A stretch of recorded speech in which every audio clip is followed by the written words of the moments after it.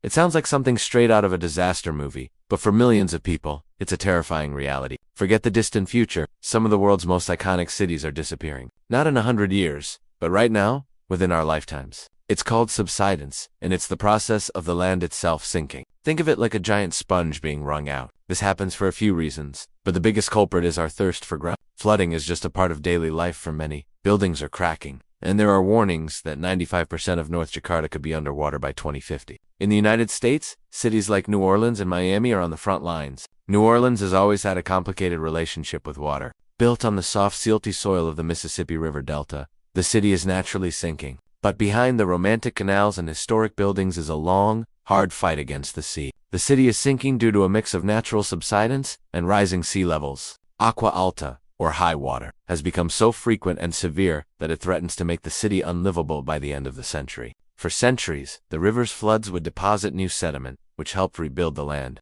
Finally finished in 2025 after years of delays. It has a system of 78 massive gates that can rise from the seabed to seal off the Venetian lagoon from the Adriatic Sea. By 2050, it has estimated that over 800 million people in 570 coastal cities will be at direct risk from rising seas and flooding. It's measured in families, forced from their homes, lost jobs, and cultural history wiped off the map. It's the urban poor who are hit the hardest, as they often live in the most vulnerable, low-lying areas with the fewest protections. This isn't just about losing buildings. It's about communities unraveling and creating a new class of climate refugees. This is the frightening new reality for millions. A world where the ground beneath your feet is no longer a sure thing, and the sea is at your door. The fate of these cities comes down to the choices we make today. What do you think is the best way forward? Should we bet on massive engineering projects, nature-based solutions, or planned retreat? Let me know what you think in the comments. The potential economic damage is staggering over $1 trillion.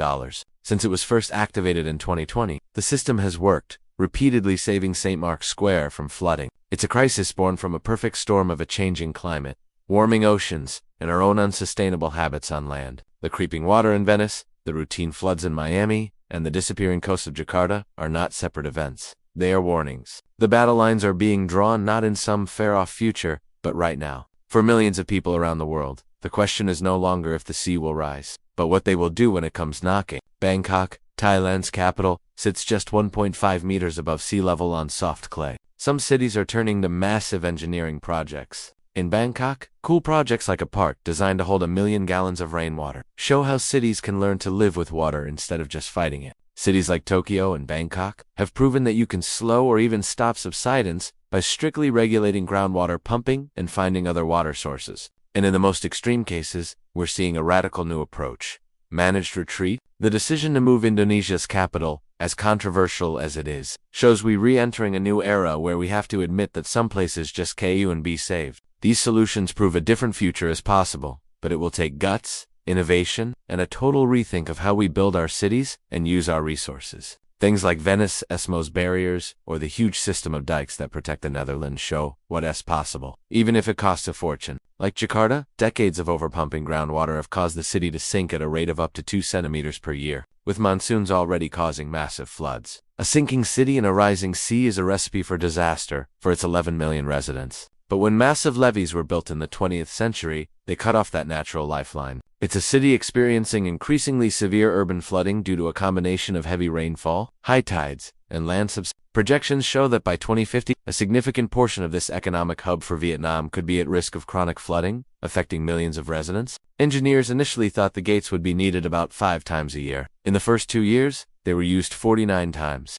In 2024 alone, they were raised 28 times. Many see it as just buying time and expensive stopgap before the lagoon has to be permanently sealed off, which would turn it into a stagnant pool and change the city forever. The situation is so desperate that the Indonesian government is doing something almost unbelievable.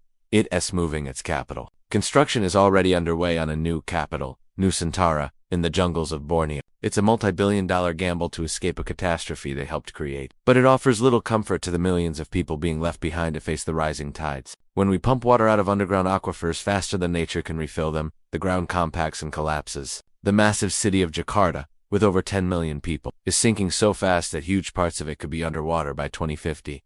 And it's not alone. This is what made Hurricane Katrina so much worse in 2005. The city depends on a hugely expensive and complex system of levees and pumps just to keep from flooding. While the land isn't sinking as fast, The city is built on porous limestone. This means that as the sea rises, water doesn't just come over the sea walls, it pushes up from the ground itself. This leads to something called sunny day flooding, where streets in low-lying areas get soaked with seawater even when it's not raining. Projections show that Miami could see about 2 feet of sea level rise by 2060, putting thousands of homes at risk. It's a slow-motion invasion that threatens to drown one of America's most vibrant cities. A devastating 1-2 punch is creating a terrifying new normal for coastal communities everywhere. This isn't just a story about rising oceans. This sprawling metropolis is the fastest sinking city on the planet. In the hardest hit areas of North Jakarta, the ground is dropping by as much as 25 centimeters. That's nearly a foot in a single year. The main reason? The city is incredibly thirsty. Reliable piped water only reaches about 60% of the population. So millions of people and businesses have resorted to illegally pumping water from the aquifers right under them. It's about the very ground beneath our feet giving way. For decades, we've heard about one major threat to our coasts: sea level rise. And it's a big deal. Thanks to melting glaciers and the fact that water expands when it warms, the oceans are rising faster than ever. Between 2019 and 2024, sea levels jumped by 26 millimeters, more than double the average rate we've seen since 1900. But that's only half the story. As the seas rise, the land sinks to meet them. This dramatically escalates the risk of catastrophic flooding and the permanent loss of homes, infrastructure, and history. It's a quiet, creeping crisis that is now reaching a fever pitch. Many of the world's great coastal cities are fighting another battle, this one from below. This creates a terrifying pincer movement. Nowhere is this crisis more obvious than in Jakarta, Indonesia. This unregulated extraction has caused the land to literally deflate. The results are devastating. 40% of Jakarta is already below sea level. This isn't just a problem on the other side of the world. Now, without that replenishment, parts of the city are sinking by up to 2 inches a year, and large areas are already sitting 5 to 10 feet below sea level. Down in Miami, the problem is different, but just as serious. For centuries, we've all been charmed by Venice, the floating city. In response, Italy launched one of its most ambitious and expensive engineering projects ever, the MOSE project. But MOSE isn't a permanent solution. The barriers are incredibly expensive to run, and as sea levels keep rising, there are questions about how long they'll hold up. The crisis of sinking cities is global, but its epicenter is really in Asia, where fast-growing cities on low-lying land create a perfect storm. Meanwhile, in southern Vietnam, Ho Chi Minh City is facing its own existential threat. While the stories of Jakarta, New Orleans, and Venice are shocking, they're not unique. They're just local examples of a global crisis. But you can't measure the real cost in money. The situation is dire, but not entirely hopeless. The fight for the future of our coastal cities is happening now, on multiple fronts.